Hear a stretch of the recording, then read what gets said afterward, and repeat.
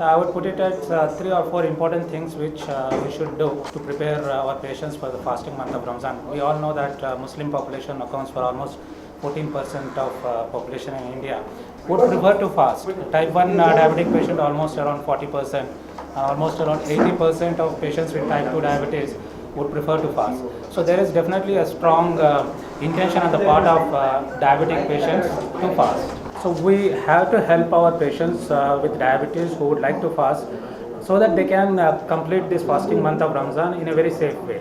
So some of the very important things which we would tell is the most important thing being pre-Ramadan assessment and education.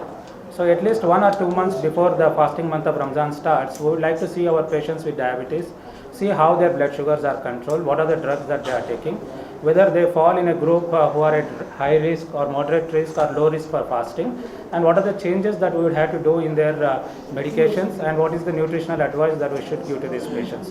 So these things should be done at least 1 month before the fasting month of the Ramadan, so that we can tell our patients, okay, you belong to high risk group, you would better not fast. You belong to a low risk group, yeah, you can go through, but moderate risk group are the ones who should take care to avoid any complications related to fasting of Ramadan. We all know that Ramadan month fasting in diabetic patients may be associated with some risks and problems like hypoglycemia, low blood sugars, or high blood sugar, what we call as hyperglycemia.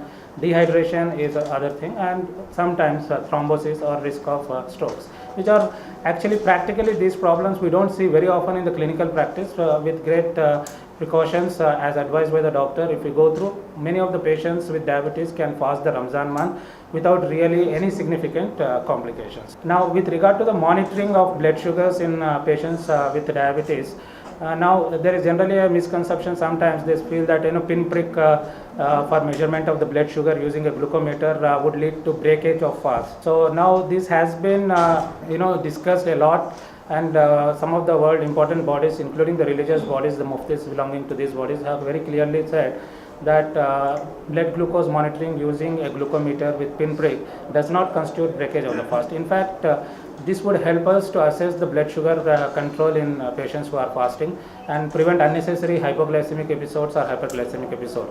So patients who are having diabetes who are fasting can safely check their blood sugars using a glucometer before Sehri, 2 hours after Sehri, at mid-time of the day, and then before Iftar, 2 hours after Iftar, and any time when they have symptoms of hypoglycemia.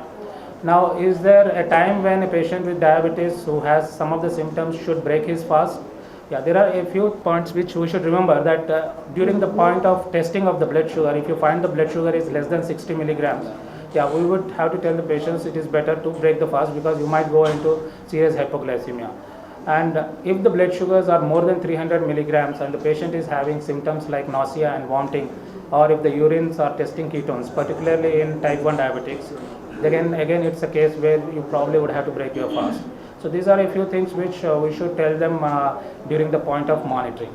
Apart from that, the nutritional advice is also very important. What kind of food that they should take at the time of Sehri and at the time of Iftar. Now, pre-dawn meals, which we call as Sehri, it is better to consume foodstuffs which release glucose slowly. Complex carbohydrates which contain high fiber and which release glucose slowly. So they will prevent the development of hypoglycemia, like whole grains, whole bread, beans, lentils, pulses.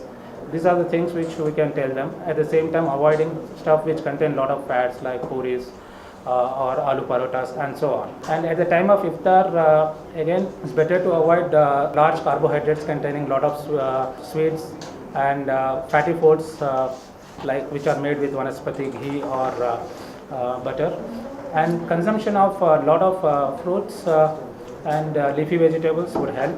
And consumption of lot of fluids during non-fasting hours again is a good way of preventing dehydration, which may be seen in months like summer, where you lose a lot of water, not only because you don't take fluid during the fasting hours, also because of perspiration that may be associated with the months like summer, where you have hot climates. So these are some of the things which we can counsel with regard to diet. And drug dose modifications can be done by the doctor as necessary once they see them. I think when we follow these things, many of the patients with diabetes who fast during the Ramadan can complete their fasting without any major complications.